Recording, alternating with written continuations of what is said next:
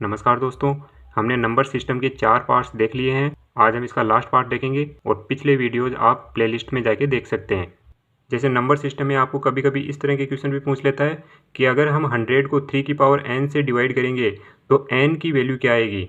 तो इस तरह के क्वेश्चन को कैसे सॉल्व करते हैं, देखो सबसे पहले तो 100 को डिवाइड करेंगे 3 से, क्योंकि ये 3 की पावर n है इसलिए, प्लस 100 डिवाइड बाई, अब 3 का स्क्वायर करेंगे, प्लस 100 डिवाइड बाई 3 की पावर 3 करेंगे, प्लस 100 डिवाइड बाई 3 की पावर 4 करेंगे।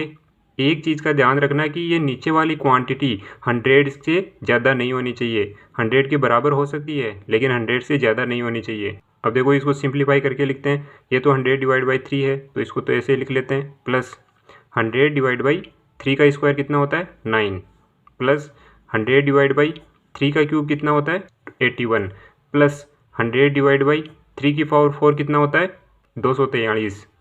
अब ये 243 100 से ज़्यादा हो गया तो हमें आगे की टर्म्स जो है वो कट कर देनी है, बस यहाँ तक ही हमें कंसीडर करना है। तो 100 में जब 3 से डिवाइड करेंगे तो कितना आएगा 3.33, प्लस जब 100 को 9 से डिवाइड करेंगे तो कितना आएगा 1.11, प्लस जब 100 को 81 से डिवाइड करेंगे तो कितना आएगा 1.2।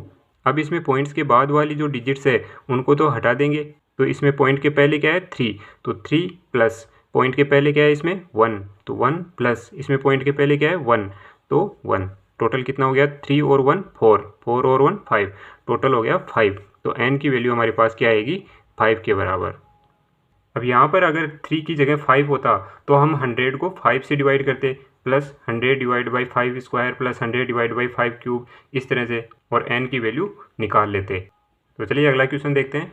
अगले क्वेश्चन में हमें कभी कभी ऐसा पूछ लेता है कि फैक्टोरियल 5 से लेकर के फैक्टोरियल 9 तक कोई से भी डिजिट का फैक्टोरियल करेंगे तो जो आंसर आएगा हमारे पास उसके एंड में कितने जीरो होंगे। तो फैक्टोरियल 5 और फैक्टोरियल 9 तक किसी भी डिजिट को अगर एक्सपेंड करेंगे तो उसके एंड में सिर्फ एक जीरो आएगा, और फैक्टोरियल 10 से लेकर के फैक्टोरियल 14 तक किसी भी डिजिट का फैक्टोरियल करेंगे तो उसके एंड में 2 जीरो आएंगे, और फैक्टोरियल 15 से फैक्टोरियल 19 तक किसी भी डिजिट का फैक्टोरियल करेंगे तो कितने जीरो आएंगे 3 जीरो आएंगे। जैसे इसमें एक एग्जांपल देख लेते हैं, जैसे फैक्टोरियल 5 है तो इसको कैसे लिख सकते हैं हम 5 4 3 2 1, जब इन सबको मल्टीप्लाई करेंगे तो क्या आएगा 120।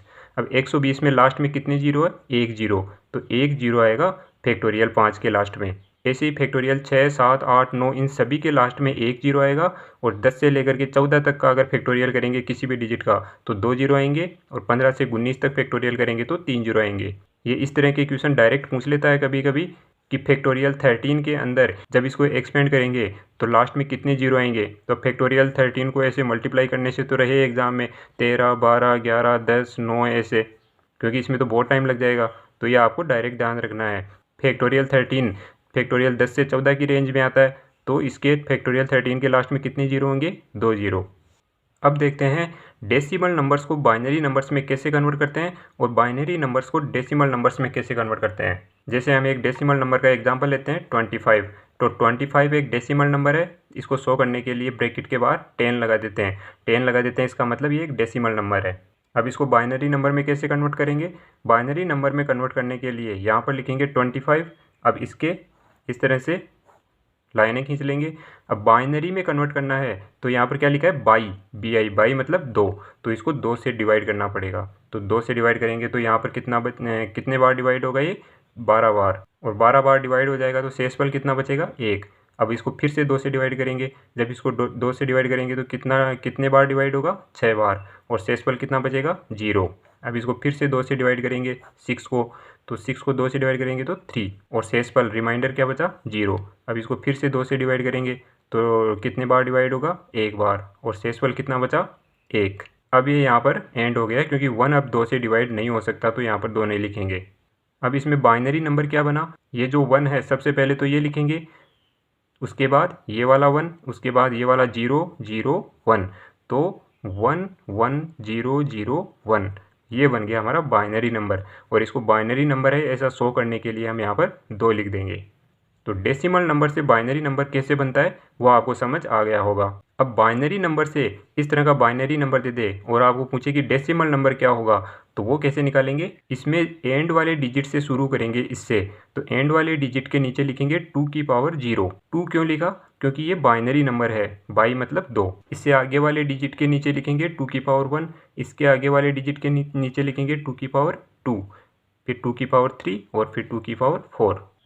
अब इस वाले नंबर को और इस वाले नंबर को मल्टीप्लाई करेंगे और इस वाले को मल्टीप्लाई करेंगे। ऐसे ही इन सब को मल्टीप्लाई कर लेंगे और फिर ऐड कर देंगे। तो सबसे पहले तो 1 को 2 की पावर 4 से मल्टीप्लाई करेंगे, तो 1 मल्टीप्लाई 2 की पावर 4 प्लस इस 1 को 2 की पावर 3 से मल्टीप्लाई करेंगे, 1 मल्टीप्लाई 2 की पावर 3 प्लस इस वाले 0 को 2 की पावर 2 से मल्टीप्लाई करेंगे तो 0 ही आएगा, तो 0 प्लस इस वाले 0 को 2 की पावर 1 से मल्टीप्लाई करेंगे तो 0 ही आएगा, प्लस इस वाले 1 को 2 की पावर 0 से मल्टीप्लाई करेंगे तो 2 की पावर 0 की वैल्यू होती है 1, तो 1 को 1 से मल्टीप्लाई करेंगे तो 1। अब इनको सोल्व करेंगे, 2 की पावर 4 कितना होता है 16, 16 को 1 से मल्टीप्लाई करेंगे तो 16 प्लस 2 की पावर 3 कितना होता है 8, 8 को 1 से मल्टीप्लाई करेंगे तो 8 प्लस ये 0 0 0 ही रहेगा और ये लास्ट में क्या है 1। अब इन सबको ऐड कर देंगे, जब इन सबको ऐड करेंगे तो आंसर आएगा 25। 25 आ गया हमारे पास डेसिमल नंबर। तो हमने डेसिमल से बाइनरी नंबर में कन्वर्ट करना भी सीख लिया और बाइनरी से वापस डेसिमल नंबर में कैसे कन्वर्ट करते हैं वो भी समझ लिया। आपको डायरेक्ट एग्जाम में क्वेश्चन दे देगा कि ये डेसिमल नंबर है, इससे बाइनरी नंबर कौन सा बनेगा, या बाइनरी नंबर देके डेसिमल नंबर पूछ लेगा। अब नंबर सिस्टम में कुछ ऐसे क्वेश्चन भी पूछ लेता है कि converting non terminating recurring number into P upon Q form. Non terminating recurring form के नंबर कैसे होते हैं, जैसे हम एग्जांपल लेते हैं x equal to 3.77777 dot dot dot, ऐसे इनफाइनाइट तक चलता रहेगा। अब ये नंबर दे रखा है हमें नॉन टर्मिनेटिंग, ये 77 लास्ट तक चलता ही रहेगा, ये कभी टर्मिनेट नहीं होगा। अब इसको पी अपॉन क्यू फॉर्म में कैसे लिखेंगे, सबसे पहले तो ऐसा करेंगे कि x इक्वल टू 3 पॉइंट, ये जो भी नंबर रिकर हो रहा है या रिपीट हो रहा है उसको लिखेंगे और उसके ऊपर एक बार लगा देंगे। बार लगाने का मतलब कि ये जो 7 है वो बार बार रिपीट हो रहा है। अब इसको पी अपॉन क्यू फॉर्म में लिखने के लिए सबसे पहले तो ये पूरा नंबर लिख लेंगे 37, तो 37 माइनस जिस डिजिट के ऊपर बार नहीं है वो लिख लेंगे। तो यहाँ पर इस एग्जांपल में 3 है तो 3 लिख लेंगे क्योंकि इसके ऊपर बार नहीं है, डिवाइड बाई नीचे क्या लिखेंगे, डॉट के बाद सिर्फ 7 के एक ही डिजिट के ऊपर बार है तो हम यहाँ पर एक ही 9 लिख लेंगे, इस क्योंकि एक ही 7 के ऊपर, अगर यहाँ पर 7 6 बार होता तो हम यहाँ पर 9 9 लिखते क्योंकि 2 डिजिट के ऊपर बार होता। अब जब इसको सोल्व करेंगे तो 37 में से 3 गया तो कितना बचा 34 डिवाइड बाई 9, ये पी अपॉन क्यू की फॉर्म में बन गया। अब इसके कुछ और एग्जाम्पल लेते हैं, जैसे x इक्वल टू 19.693787, ये इस तरह से एक नॉन टर्मिनेटिंग रिकरिंग नंबर है। अब इसको पी अपॉन क्यू की फॉर्म में कैसे लिखेंगे, तो इसका सबसे पहले तो ये पता लगाओ कि इसमें रिपीट क्या हो रहा है। तो देखो इसके अंदर रिपीट हो रहा है 78, तो 78 78 78 इस तरह से ये चलता ही चला जाएगा। तो सबसे पहले तो इसको कैसे लिखेंगे, x इक्वल टू 19.693, ये तो पहले लिख लिया। अब यहाँ पर लिखेंगे 78 और इसके ऊपर लगा देंगे बार, क्योंकि 78 रिपीट हो रहा है बार बार। अब पी अपॉन क्यू की फॉर्म में लिखने के लिए पहले तो ये पूरा नंबर लिख लेंगे।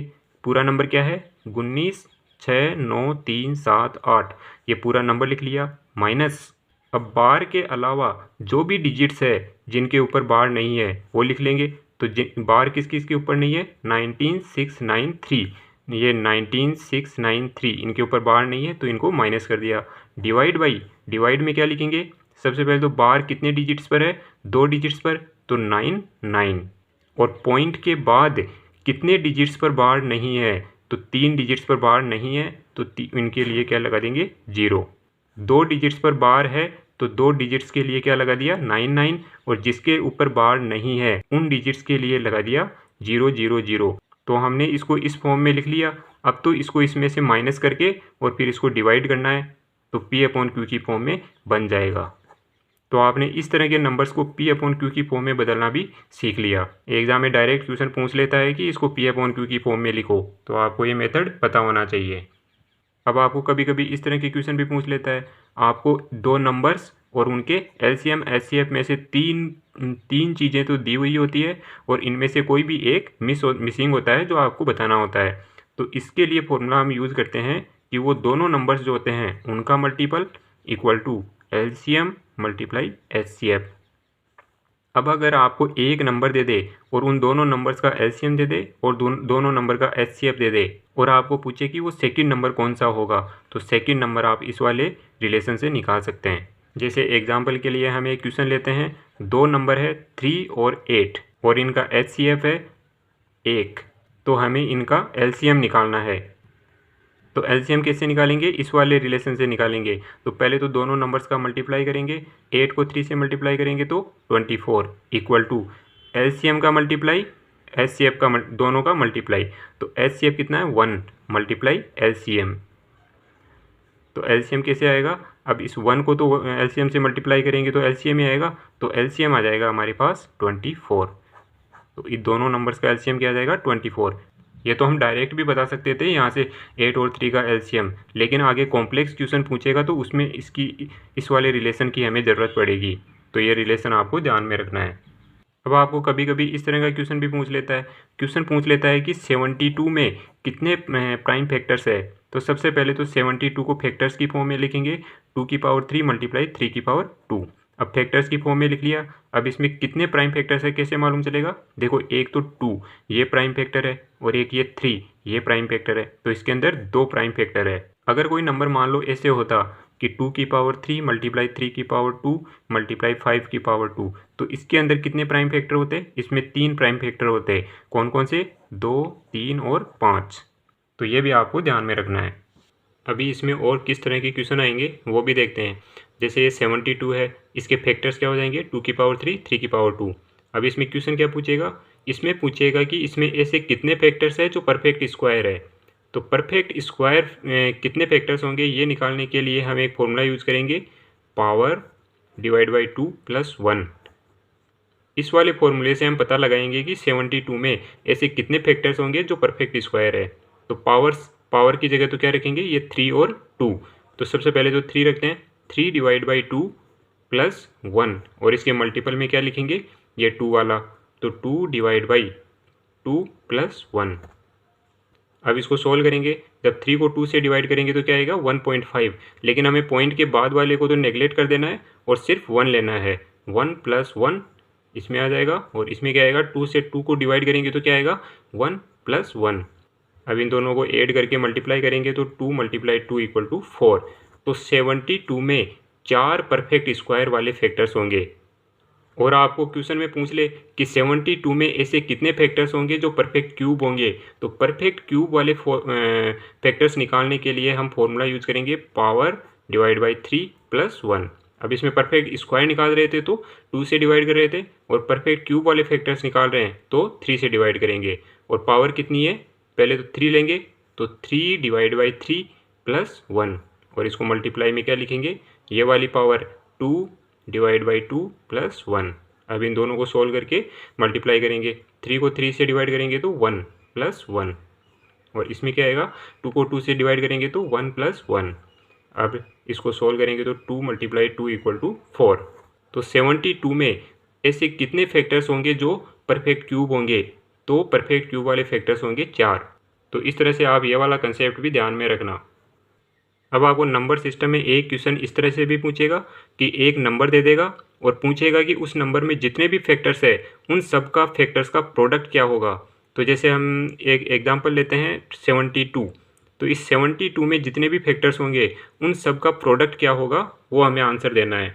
तो इसके लिए हम एक फॉर्मूला यूज करेंगे, n की power total factors divide by 2। तो n का मतलब तो होता है यहाँ पर वो नंबर जिसके हमें फैक्टर्स के प्रोडक्ट निकालना है। तो n की वैल्यू तो हो जाएगी 72 और इसमें टोटल फैक्टर्स 72 के अंदर टोटल फैक्टर्स कैसे निकालते हैं हमने पिछले वीडियोज़ में देख लिया है। तो 72 को फैक्टर्स की फॉर्म में लिखते हैं तो कैसे लिखते हैं, 2 की पावर 3 मल्टीप्लाई 3 की पावर 2। इसके टोटल फैक्टर्स कैसे निकालते हैं, इसकी जो पावर्स है 3 और 2 इनमें 1 1 ऐड करके मल्टीप्लाई कर देंगे। तो 3 प्लस 1 मल्टीप्लाई 2 प्लस 1, तो ये हो गया 4 मल्टीप्लाई 3 इक्वल टू 12। तो 12 हो गए टोटल फैक्टर्स, तो टोटल फैक्टर्स की जगह रख देंगे 12 डिवाइड बाई 2। अब इसको सॉल्व करेंगे तो 72 की पावर कितना हो गया, 12 को 2 से डिवाइड करेंगे तो 6। तो 72 में सभी फैक्टर्स का प्रोडक्ट कितना हो जाएगा, 72 की पावर 6, ये हमारा आंसर हो जाएगा। तो ये फॉर्मूला आप याद रखना, ये डायरेक्ट क्वेश्चन पूछ लेता है इस पर कि कोई भी नंबर देके कि इसके फैक्टर्स का प्रोडक्ट क्या होगा।